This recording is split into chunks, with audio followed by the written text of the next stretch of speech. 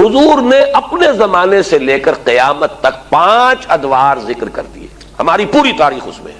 مسند احمد ابن حنبل کی روایت ہے رحمہ اللہ، اور راوی ہے حضرت نعمان ابن بشیر رضی اللہ تعالی عنہ، تکون النبوۃ فیکم ما شاء اللہ ان تکون،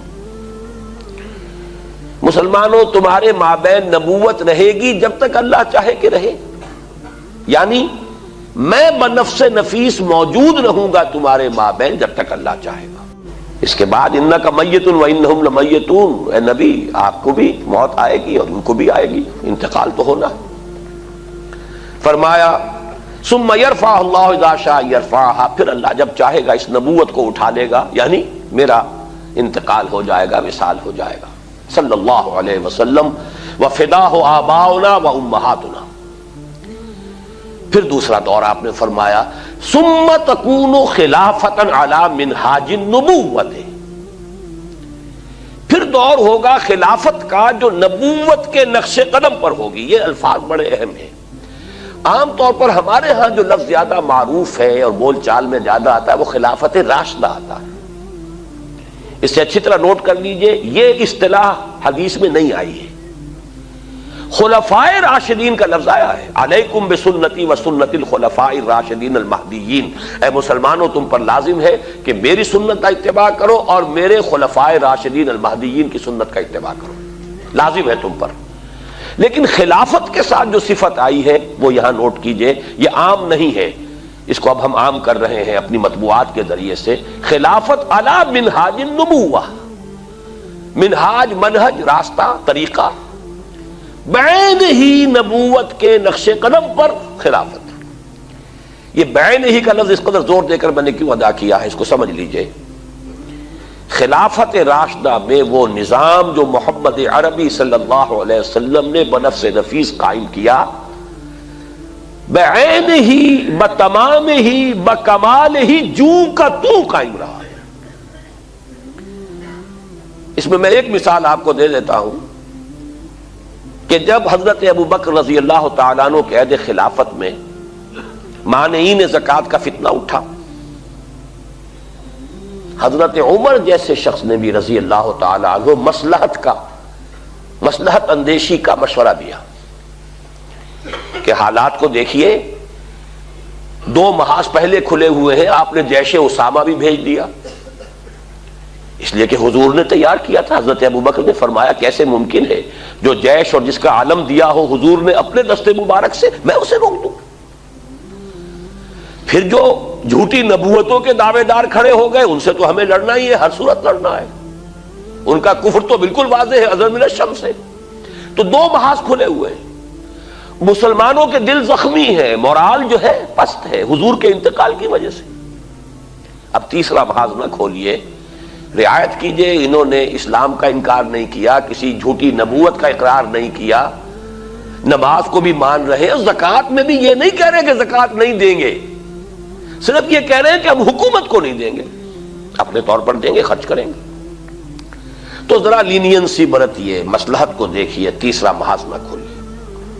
اس پر جو حضرت عمر رضی اللہ تعالیٰ عنہ کا ریئیکشن تھا، ایک تو ڈانٹ پلائی حضرت عمر کو، اور یہ مقام ہے ابو بکر کا کہ عمر کو ڈانٹ پلا سکتے تھے، صرف وہی پلا سکتے تھے صحابہ میں، اور کسی کا یہ مقام نہیں۔ اے عمر تم جاہلیت میں تو بڑے سخت تھے، کیا ہو گیا تمہیں؟ اسلام میں اتنے نرم ہو گئے، اتنی کمزوری کا مظاہرہ کر رہے ہو۔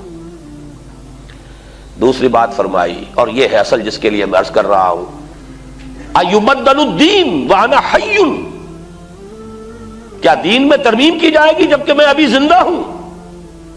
میرے جیتے جی دین میں ترمیم نہیں ہو سکتی۔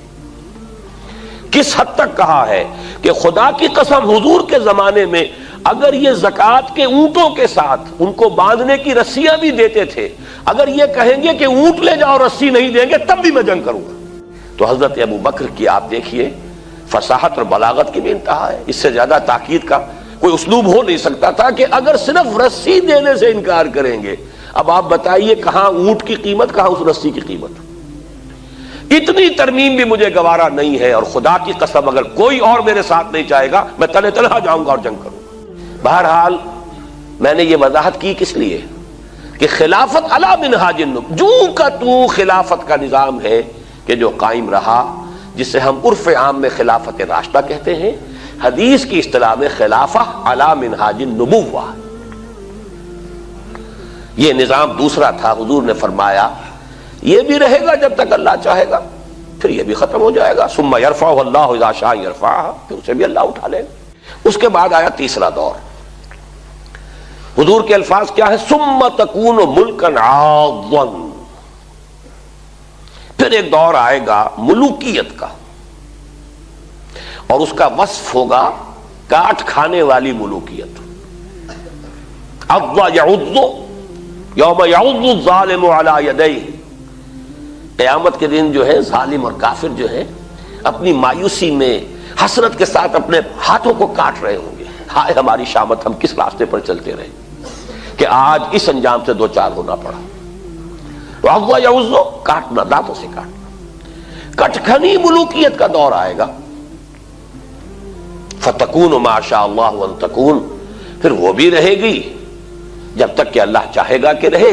ثم یرفع اللہ اذا شاء یرفع، پھر اللہ تعالیٰ جب چاہے گا اسے بھی اٹھا لے گا۔ اس سے مراد کیا ہے؟ خلافت راشدہ یا خلافت علی منہاج النبوہ کے بعد جس نظام کو عرف عام میں خلافت کہا جاتا ہے، حدیث نبوی نے اسے ملوکیت سے تعبیر کیا۔ خلافت تو ایک معنی میں ہم اس کو کہہ سکتے ہیں، یہ بھی میں کل اس نقطے پہ مزید گفتگو کروں گا جب خلافت کی حقیقت، اس کے شرائط بیان کروں گا، اس لیے کہ کتاب و سنت کی ٹوٹل بالادستی وہاں موجود تھی۔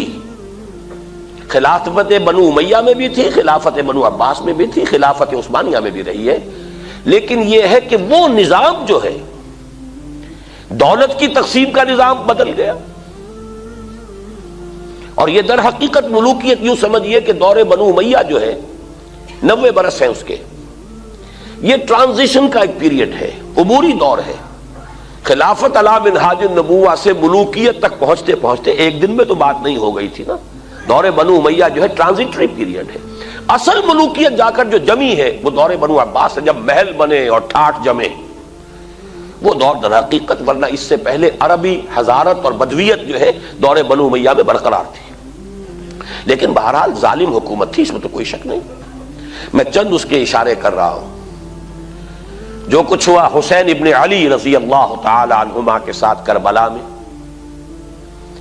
اور یہ تو چونکہ ان کا ذکر جو ہے بہت زیادہ ہوتا ہے، ہر سال جو ہے خاص اہتمام سے ہوتا ہے، اس لیے بچہ بچہ واقف ہے۔ وہی کچھ ہوا حضرت عبداللہ ابن زبیر کے ساتھ مکہ مکرمہ میں، عین مکہ مکرمہ میں ذبح کیے گئے ہیں،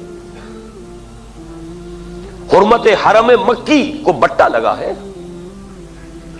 پھر واقعہ ہررا ہوا ہے، 3 دن تک مدینے کو لوٹ مار کیا گیا، اور مدینے کے اندر خواتین کی بے حرمتی ہوئی، واقعہ ہررا۔ حرم نبوی جو ہے اس کی بے حرمتی ہوئی۔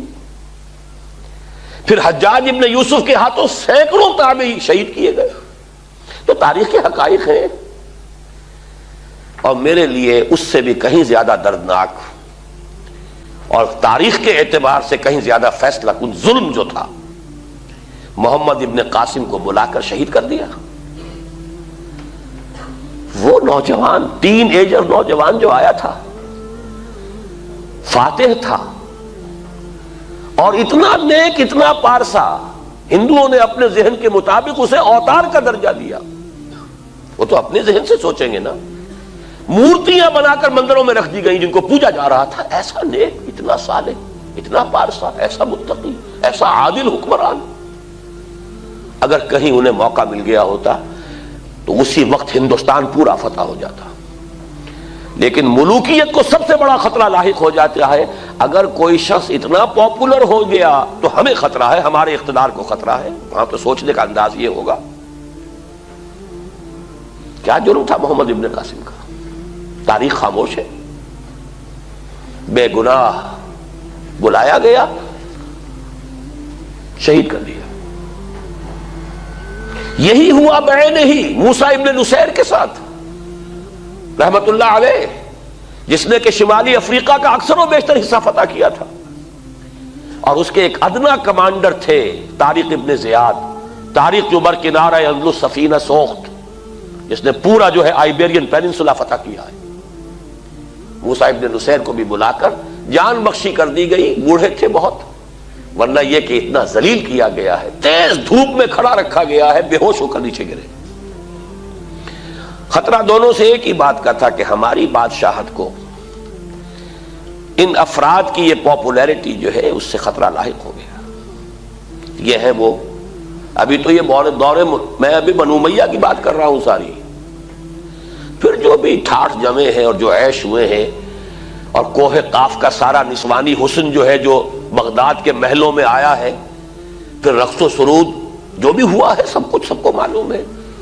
الف لیلہ جو ہے بغداد کی 1000 راتیں جو ہے، یہ ساری کی ساری داستانیں ذہن میں رکھ لیجئے. یہ ہے بہرحال تیسرا دور. چوتھا دور آپ نے فرمایا ثم تکون ملکا جبریا، پھر ایک اور ملوکیت آئے گی اور وہ ہوگی مجبوری والی ملوکیت. چونکہ ہمارے پاس کوئی گواہی موجود نہیں ہے کہ اس کا فرق حضور سے پوچھا گیا ہو کہ حضور یہ دونوں ملوکیتوں کا کیا فرق ہے. ملوکیت کاٹ کھانے والی ملوکیت، اور پھر چوتھا دور ہے ملوکیت جبری ملوکیت. تو آپ نے کیا جواب دیا؟ کوئی ریکارڈ نہیں ہے، نہیں معلوم اس وقت کیا سمجھا گیا. آج ہمارے سامنے روز روشن کی طرح واضح کہ اس سے مراد کیا ہے. پہلا ملوکیت کا دور وہ تھا کہ ملوک مسلمان تو تھے، کلمہ گو تو تھے. پھر ملوکیت جو آئی ہے ہم پر وہ غیر مسلموں کی حاکمیت اور غلامی، western imperialism, European powers, colonial powers, برطانیہ کے غلام، فرانس کے غلام، اٹلی کے غلام، ولندیزیوں کے غلام. یہ غلامی، یہ چوتھا دور ہے جس کی کہ حدیث میں خبر دی گئی. یہاں میں اس وقت صرف اشارہ کر رہا ہوں، تفصیل سے آج ہی بعد میں عرض کروں گا.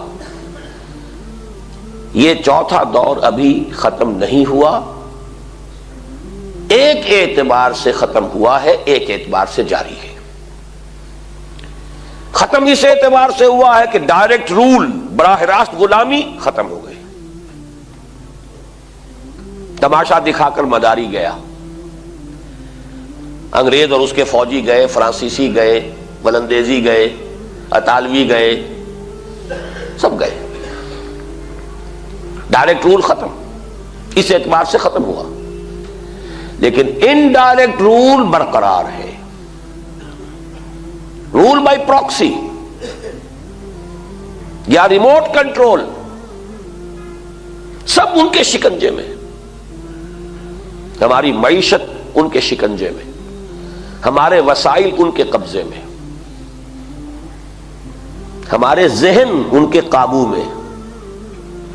اور اب تو جس درجے CNN اور نہ معلوم کس کس کے ذریعے سے ہمارے ذہنوں کے اوپر جو بھی جبر آ رہا ہے، کہاں بچ کر جائے گا؟